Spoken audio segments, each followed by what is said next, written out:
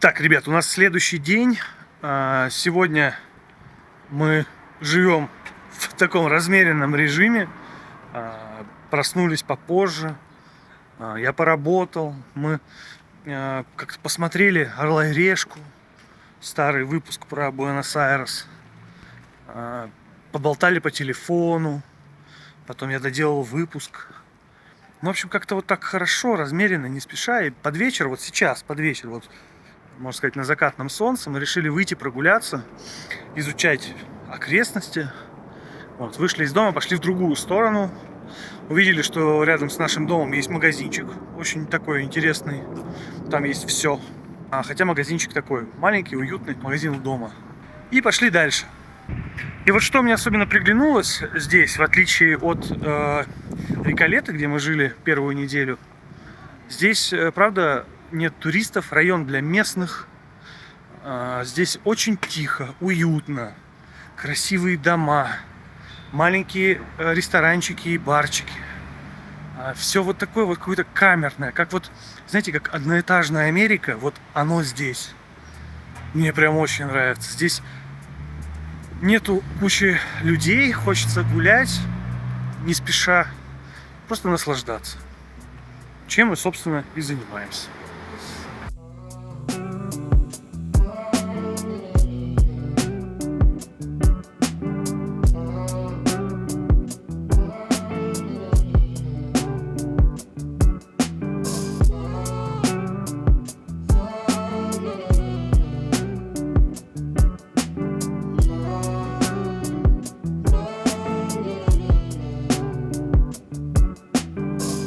Мы прошли 4 квадры, это как 4 квартала, и вышли к парку. Я думал, что в нем можно погулять, но пока не вижу вход. Зато я увидел тут гольф-поле, и оно реально не пустует. Мужички ходят, возят свои клюшки, кидают, бьют по шарику. В общем, игра идет.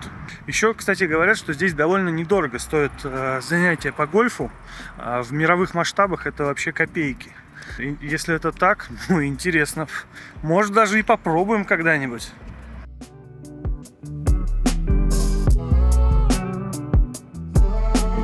Да, гольф-площадка осталась в стороне. Она огорожена, она закрыта. Но парк мы все-таки нашли. Вот такая красота.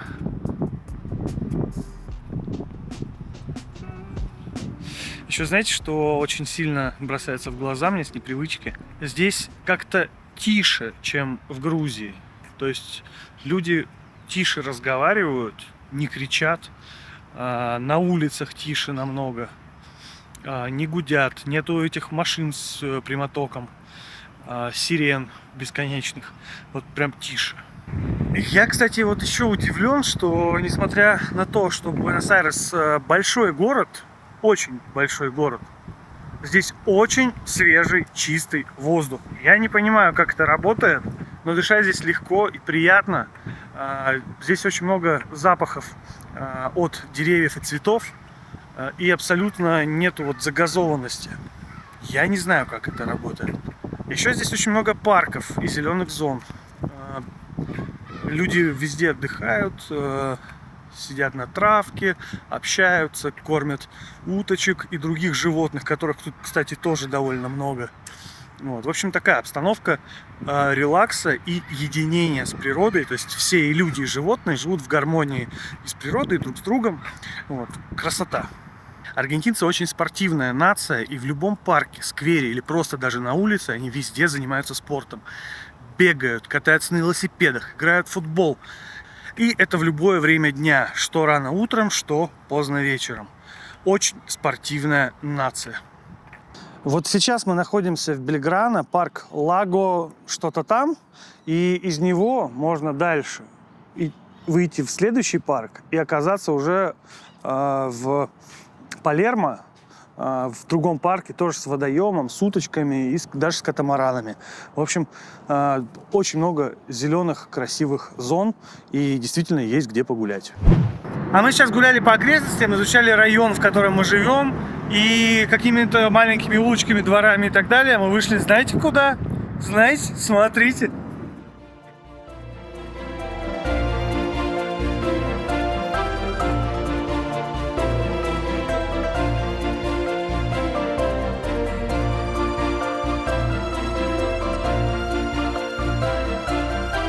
А Даша мне тут последние дни как раз все говорит, мол, так хочу лошадок увидеть, какие-то скачки посмотреть. Вот как мысли материализуются. Тут же, можно сказать, откуда ни возьмись. Вот так прогуливаясь, мы вышли к стадиону футбольного клуба River Plate. Это один из местных футбольных клубов. Стадион Монументаль. Но он действительно выглядит очень монументально. И, кстати говоря, именно на нем в скором будущем будет проходить матч между сборными Аргентины и Уругвая. Так что, наверное, Месси приедет на родину играть за свою страну.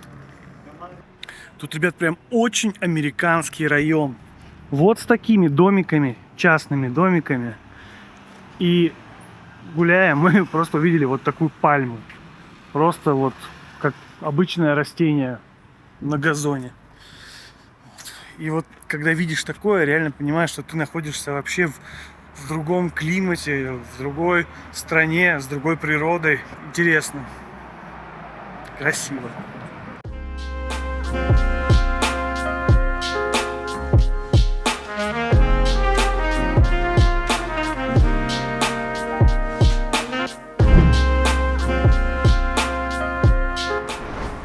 Опа! Она снимает скрытые камеры. Ребят, сегодня суббота. И мы решили еще раз покататься по городу, посмотреть всякие интересные красивые места. Гоша уже здесь. Прыгаем на байк и учим познавать этот чудесный город. Все, ребят, готовы? Стартуем! Бум. Так, мы приехали в парк Лос Ниньос. Я так понимаю, что в переводе с испанского это значит «мальчики». Вот. Но тут, кроме мальчиков, в принципе, есть еще девочки. Не думайте.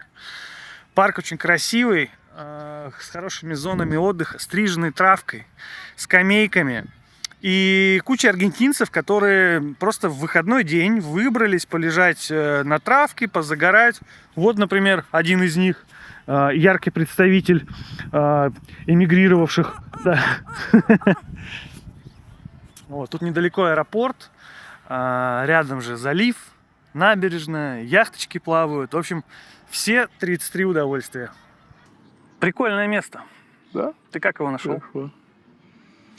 По-моему, кто-то из друзей у меня здесь гулял, спросил точку. И мне здесь прям очень понравилось. По фотографиям я решил, что надо сюда ездить чаще. Я сюда прям очень часто, на самом деле, заезжаю, наверное, раз в недельку. Может быть, даже еще чаще. Там, кстати, самолет как раз летит почти что над нами. Попадает в кадр? Не знаю. Да, здесь так спокойненько. Можно рыбалкой заниматься. Да, для этого не надо никаких разрешений. Я думаю, что нет. Ну вот там очень много рыбаков с удочками. Да. Мы, наверное, сейчас прогуляемся, их покажем. И много яхточек. Там же, да, ты на яхте выходил? На яхте немножко в другом месте яхт-клуб находится, но да. То есть мы катались вот там, по заливу. Здесь есть яхтенные школы, где этому учат. Правда, на испанском. Сначала надо учить испанский. Ну, или с переводчиком. Ну, либо с переводчиком. Ну, это да. Ну, тут я понял, что вообще много всяких развлекух, очень доступные и недорогие, и все есть. Да. Типа чувствуется, что это столица прямо?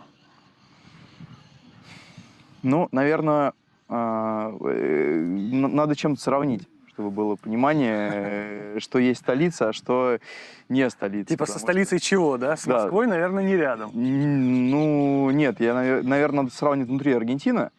Но непосредственно сравнивать столицу и какие-то другие провинции, потому что я вот был там в Барелоче, в Мендозе.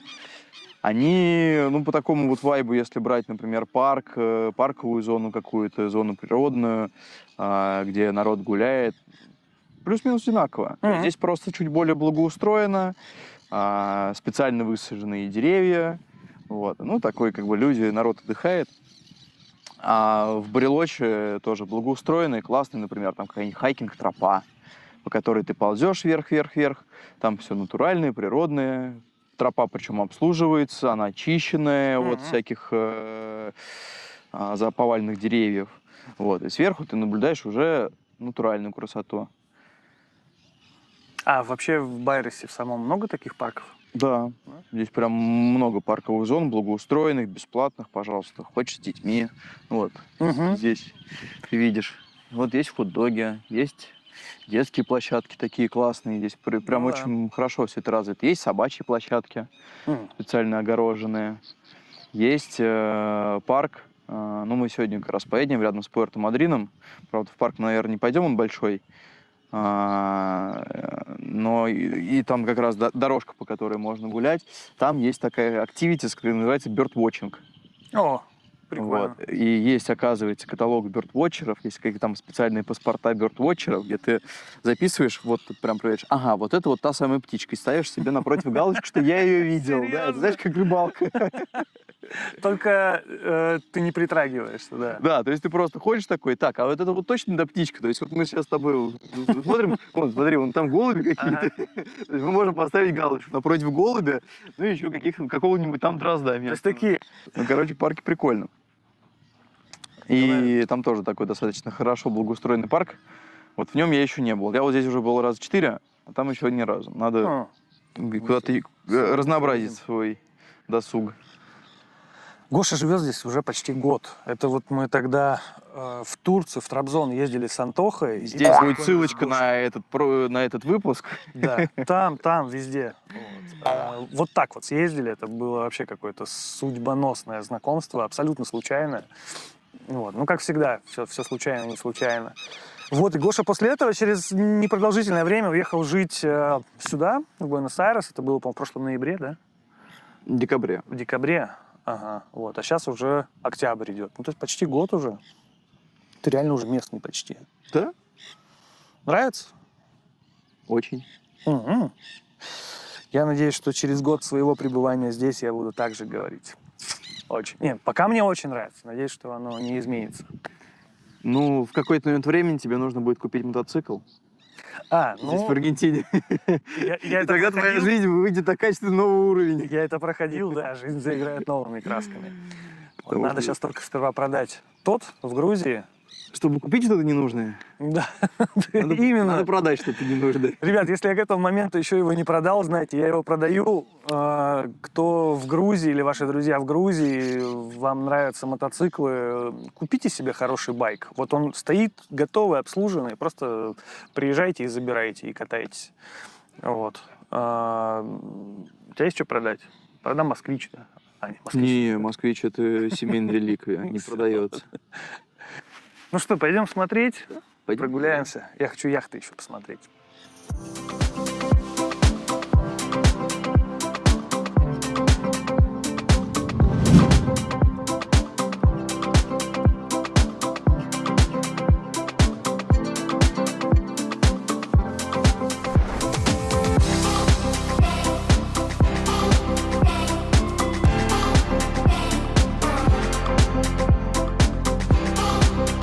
Сейчас шли по набережной, услышали, русская музыка играет, русская речь и русские лица.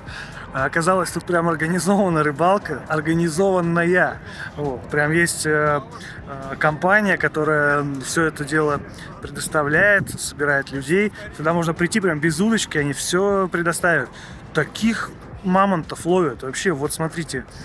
Вот. Ну и сейчас узнаем детали. Интересно, как это бывает. Крючки наши, русские. Стоит даже просто о чем-то подумать. Ты просто приехал в парк погулять, посмотреть, поснимать какие-нибудь красивые виды. Ты встречаешь досуг, рыбалки, организованный, под ключ, за $30-35. Или с выездом куда-нибудь. Да, сказали $30-35 вот здесь стоит. А так вообще они выезжают даже с ночевкой и в разные места.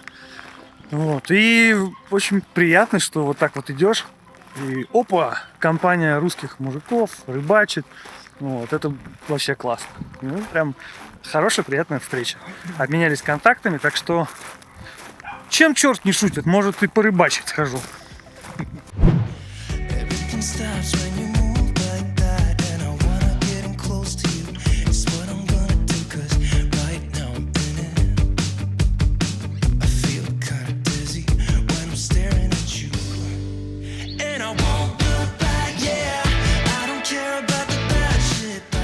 мы на обед заехали познакомиться с Витей. Витя моряк, пират, как Гоша его называет. Витя открывает бар в микроцентре. Мы заехали познакомиться и пообщаться, заодно и пообедали. Витя накормил нас борщом. И живет Витя прямо напротив своего будущего бара в очень красивом доме. Витя, а ты собираешься еще куда-то походить здесь в навигацию? Слушай, я, может, на Антарктиде поработаю заново. Ну, это типа там декабрь, январь. Мне кабак надо открыть сначала.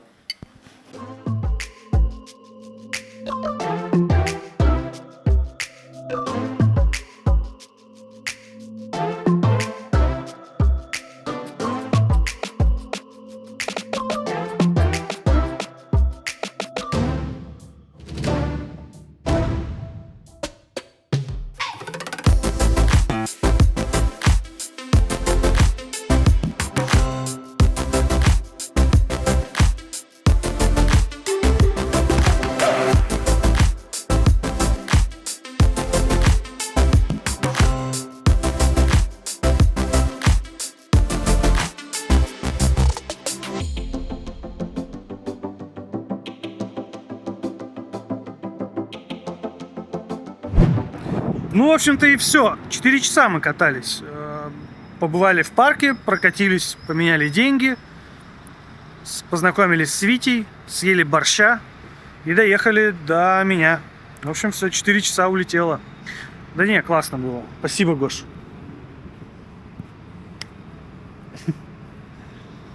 Че, куда в следующий раз? О, на Луну? Ну, можно в Барелочи. Да много вариантов. Байрес большой, красивый. Надо Саньке мотоцикл найти. Коня механического. Да, ну мы что-то смотрели, тут 150 кубов, ну, маловато будет, конечно. Да. Ну это так только со светофора еще, если ногой помогать разогнаться. Ну, будет видно. Да, Что-то будет поинтереснее. Ну ладно. Ладно, в общем, на сегодня мы накатались. Пока все. А еще после катания с Гошей мы с Дашулей решили пойти прогуляться, посмотреть колясочки, что тут есть в наличии, какие можно выбрать. Так сказать, присматриваем транспорт для малышки.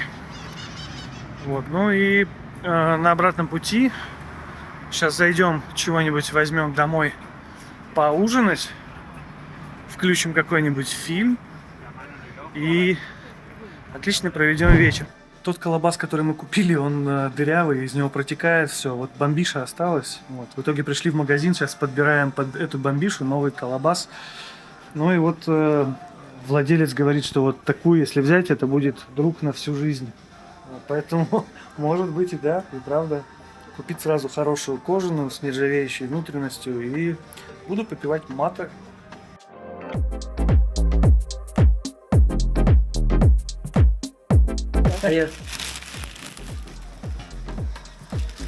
Muchas gracias. Все, выбрали. Чао. Давайте расскажу, что такое мате, чтобы было представление. Это чисто аргентинский напиток, это, можно сказать, национальная гордость. Они все время его пьют, но я вам уже рассказывал. А пьют они его, потому что мате – это абсолютно уникальный напиток. Он по структуре и на вкус похож чем-то на зеленый чай, а по свойствам он как кофе. То есть он бодрящий, но при этом он выводит всевозможные там шлаки, токсины, лечит артрит, какие-то бляшки, перхоть, астму и толстые ляжки. Вот. В общем, всевозможные плюсы, вот, и все только от него. Давайте покажу, как делается. Чайник разогревается до 75 градусов. Обычно аргентинцы переливают воду в термос и идут куда-нибудь гулять вместе с термосом и вот с этим вот колобасом. 75 градусов вода. Тут мате высыпается. Засыпается 3/4. Ну, примерно вот так вот. Потом надо сильно потрясти, чтобы уравнять его там. И притом на боку. Дальше. Чтобы форма сохранилась, заливается водичкой. Я, кстати, туда сегодня добавил лайм. Ну так, для вкуса. Заливается водичкой и вставляется туда бомбиша. Вот эта вот штуковина. Трубочка. Все. Там все готово. Дальше заливается водой, но не до самого верху, а чтобы вот эта вот травяная шапка осталась. Ее мочить не надо. Она будет потом отдавать свои вкусы, то есть из нее вытягиваться будет вкус и полезные свойства. Вот. И надо постоянно подливать и швыркать. Подливать, швыркать. Вот. В общем, так можно полдня провести. Пьют эту штуку везде. На прогулках, дома, в больницах. Врачи, например, или там в регистратуре сидят вот эти операционисты, тоже пьют. Даже в самолет на внутренних авиалиниях пропускают с колбасом и с термосом. В принципе, вот 2-3 минутки оно там подзаварилось, и все, по чуть-чуть тянем, потянем. Ну, как зеленый чай, его можно заваривать сколько угодно. Очень вкусно. Вот, а сами вот эти колбасы, они тоже разные бывают. Из дерева, из керамики, обтянутые кожей. Внутри из дерева, опять же. У меня вот нержавейка, то есть чтобы там всякий грибок не заводился. Вот, в общем, всевозможных вариантов и персонализаций куча, но вот этот, сказали, будет мне вечным другом.